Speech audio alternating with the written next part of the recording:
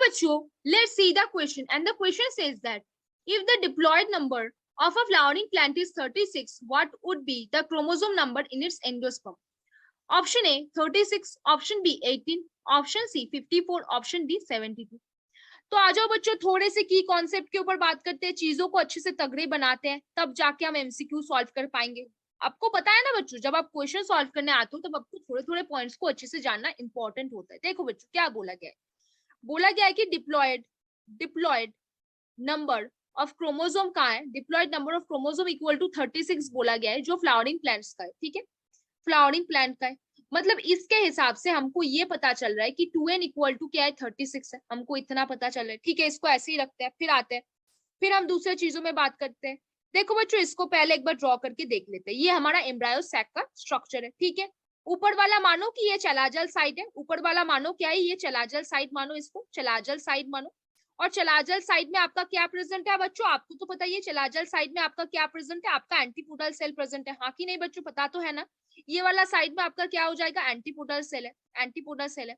अब central side में क्या हो जाएगा, आपका सेंट्रल सेल प्रेजेंट होगा, ये आपका सेंट्रल सेल है। और आपको तो पता ही है बच्चों कि सेंट्रल सेल के पास 2 पोलर न्यूक्लिय होते हैं, इनके पास 2 पोलर न्यूक्लिय होते हैं।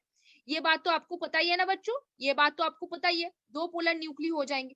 और नीचे वाला जो जगह है, मैंने इसको उल्टा करके बनाया, नीचे वाला जो जगह है, इस वाले जगह में आपका क्या प्रेजेंट होगा, यहाँ पे ये वाले जगह में आपका क्या प्रेजेंट होएगा, यहाँ पे आपका सिनर्जिस प्रेजेंट होएगा, ये आपका माइक्रोपाइलर एंड है। यहाँ पे आपका क्या प्रेजेंट होगा, साइनर्जिस सेल प्रेजेंट होगा।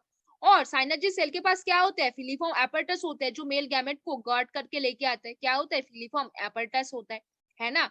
और ये वाला जो जगह है, इसको हम क्या बोलेंगे, माइक्रोपाइलर एंड। क्या बोलेंगे इसको, माइक्रोपाइलर एंड बोल सकते हैं कि नहीं। हाँ ऑब्वियसली।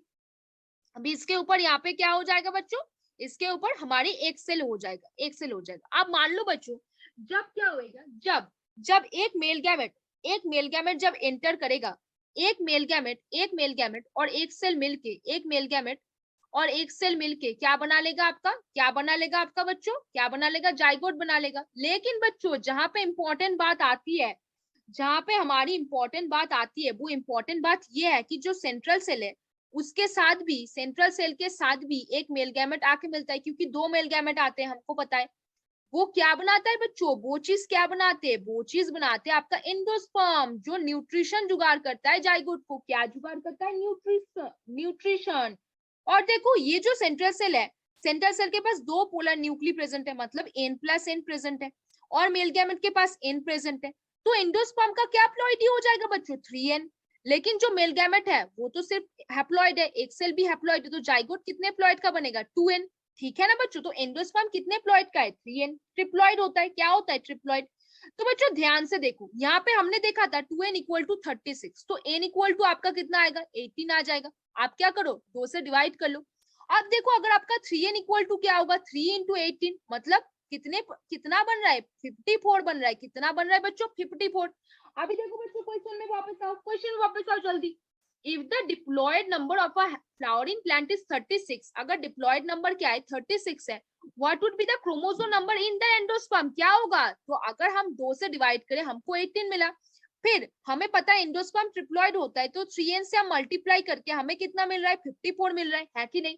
तो पहला ऑप्शन में बोला है 36, ऑप्शन में बोला है 18, ऑप्शन सी में बोला है 54, ऑप्शन डी में बोला है 72। यहाँ पे कौन सा आंसर हो गया बच्चों, वेरी गुड, ऑप्शन सी। कौन सा यहाँ पे आंसर हो गया बच्चों, option C. If the diploid number of a flowering plant is 36, what would be the chromosome number of its endosperm, कौन सा आंसर होगा बच्चों, option C 54 will be the correct answer over here. So hope you will understand the question very well बच्चों, best of luck.